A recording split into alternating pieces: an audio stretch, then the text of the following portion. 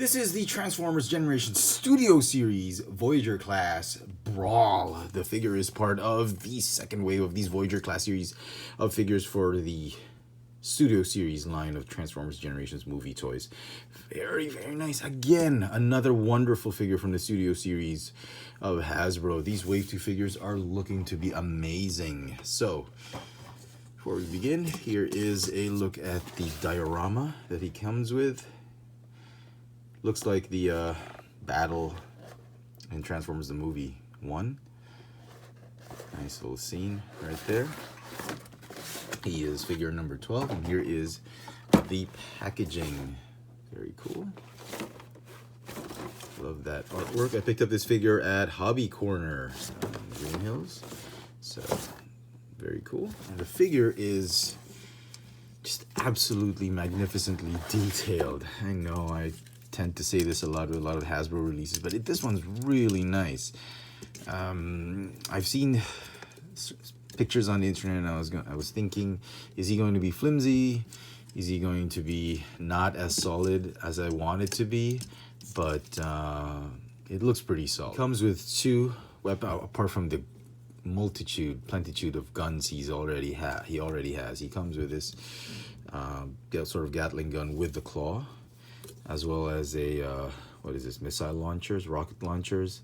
He can hold each weapon on each hand if you want him to, or you can mount them on his forearms if you want to, because that's how he looked like in the movie. So pretty cool.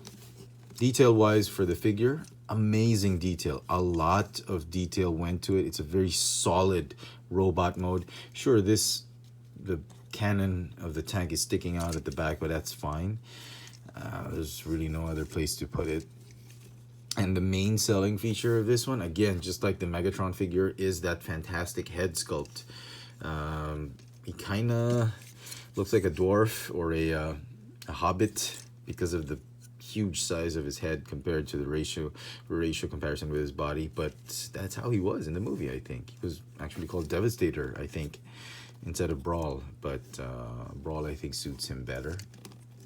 So that head sculpt, just absolutely amazing. I get a bit of red for the pupils.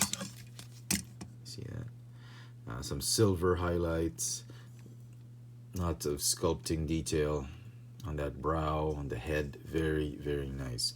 On the torso, you get to see a lot of the tank parts. Very cool. Leg, arms. Sure, the arms are a little bit thin and small on the shoulders, a little bit forearm heavy. That's fine. I love how it looks like. Yeah, in certain poses he kind of looks like a spider, like a mechanical spider, because of all these accessories attached to him. But that's how he was in the movie, I think, if I can remember correctly. And the reruns I've seen on HBO, he's looking very nice. Much better than the Deluxe class figure. But as for the Leader class, maybe the Leader class is still great in scale because it is a tank. Lots of electronics in that one. Great detail. Very solid, massive figure. But if you want a playable figure that's very accurate, this is the one I think you want to get. I don't have those figures anymore. I've sold them off, the Leader class and the Deluxe class. But I'm very happy to actually have this one. Alright, let's do some size comparisons. Here he is with the Studio Series Megatron. Megatron is really big. So, okay, size is acceptable. Studio Series Optimus Prime, they're about the same size. Actually, he's a little bit shorter, head to toe. 6.5 inches. About a quarter of an inch shorter than Optimus Prime. And just so you have a little bit of a peg of how Voyagers used to be back in the first movie, the first Transformers Michael Bay movie. Here is Voyager class Ratchet. Boy, do I miss this version of Ratchet. I mean, I wish they made a Voyager Ratchet instead of a Deluxe Ratchet for Studio Series, but it's all that has to do with scale and all that. So that's how big Voyagers were. back in the day. Articulation for the figure. The head, a little bit on a ball joint, so you can have some range of motion. Okay. Yeah, that's because of transformation, but yeah, it's okay. It's a good, decent ball joint. No waist articulation because of the way it's built, or torso articulation. The shoulders can go in and out. Rotate 360. Bicep swivel. Hinge elbow, just like that. A little bit of a curl for the elbow because of transformation. Ball hinge hip. I love that range of motion for the hip. Thigh swivel. Hinge knee. Bit of a foot articulation if you untab. You can get some foot articulation up and down because of transformation. So, there you go. Let's transform him into his tank mode. Okay, get rid of these weapons. Okay, now the instructions are as clear as mud, and I was very disappointed. I mean, you can try and follow it, but half of what you need to do, you can figure it out on your own, or you have to figure it out on your own. But I do love the transformation. I think it's involved. It's quite involved, but it's not annoying. It's a little bit satisfying once you finish it, but it's not annoyingly involved. So let's get to it. Okay, do this, do that, do this, and go ahead and just close this up so it's not in the way. Like that. Okay. Then do this. Fold the head like that. Just keep it like that for now. And then untab the arms like that. Okay. And fold these down. Fold these down. Fold the tank treads down like that. You should free up this piece right here. Okay. So this entire thing right here swivels like that. Okay. And this top part, the top part of the turret spins out like that. So they have to be facing in the same direction, all cannons. Okay, then this one, fold it up like that. That's the front part of the tank. Go ahead and fold these up right here, like that. Okay, and then the head folds up, and these pieces right here, yep, they're gonna tab in right there. Okay, like that. All right, looking good.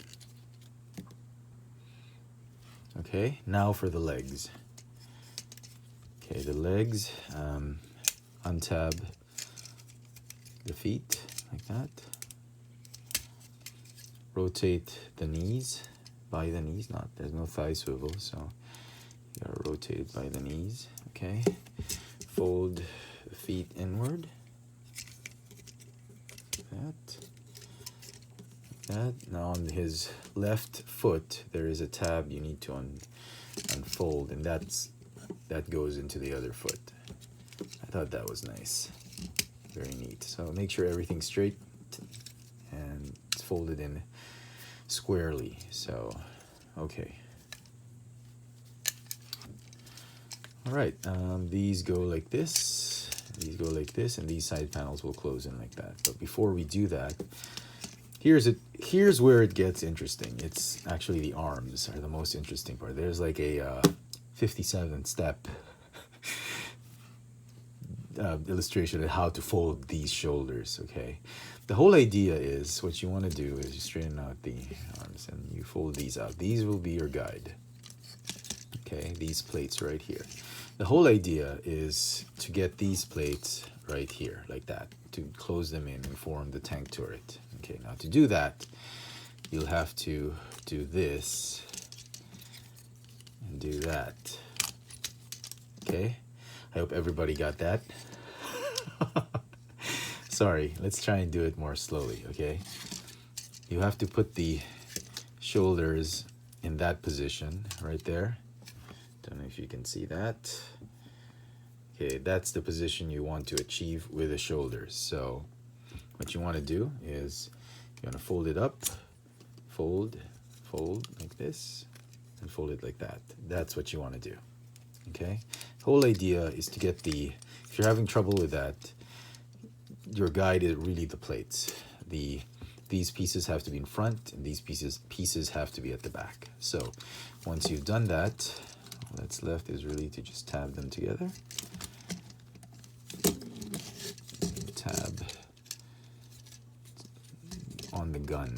You gotta slide them on the gun right there. Okay. All right, and that's the tank turret. These you can, there are tabs there and there for those holes right there. Okay. Okay. All right, and sort of bend the legs upward a little bit just to close that gap, and then fold these. Tab here onto that peg hole right there. Okay, do the same on the other side. And there you go. There is Brawl in his tank mode. Put that diorama back there. Looking very nice. As it is, even without the weapons, he looks great. I like it. Is it an Abrams? No. Or an M1? No, definitely not. I can't remember what this kind of tank is.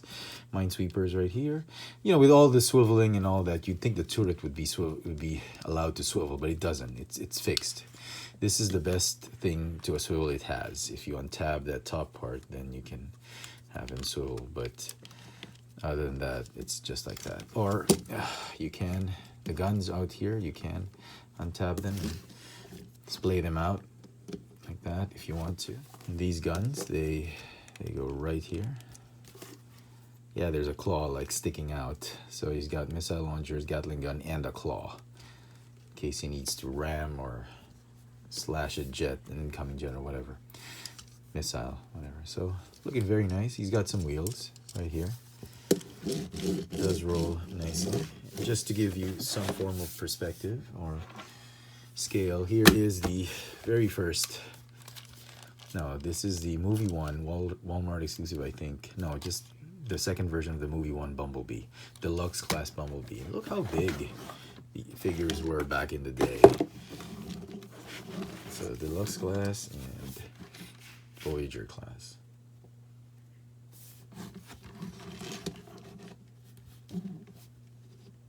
Okay. So, final thoughts on the figure. I think it's great. I think it's one of the best brawls we've seen. I mean, if you're really into the leader class, go ahead and get that one. But for me, if you want a playable, in-scale sort of type of brawl figure for the first movie, your collection, the first movie Transformers, I think this is a wonderful piece. It has some issues, but very minor. I don't think they're deal breakers. I think it's well detailed. Transformation is satisfying. The scale is great. I think it's a worthy pickup. So well done, Hasbro. Hope you've enjoyed this little video review. It's going to get a 9 out of 10 for me. This has been the Transformers Generations Studio Series Voyager class Brawl. Thanks for watching.